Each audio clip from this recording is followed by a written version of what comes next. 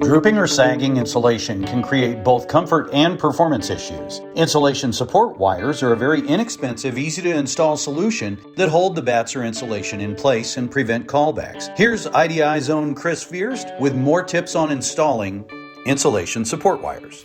Today we're in a crawl space and we're installing fiberglass batts in the floor joist, and we're going to show you how to use the southeastern wire insulation supports. These are made of 13 gauge wire. And how they work is we put the batts up into the floor joist.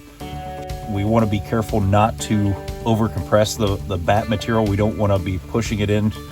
We need that batt to stay fully expanded to get the full R value of that batt.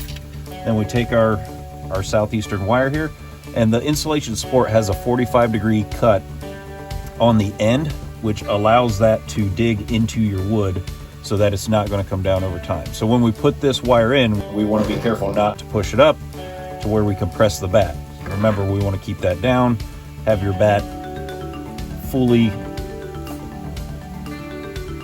expanded.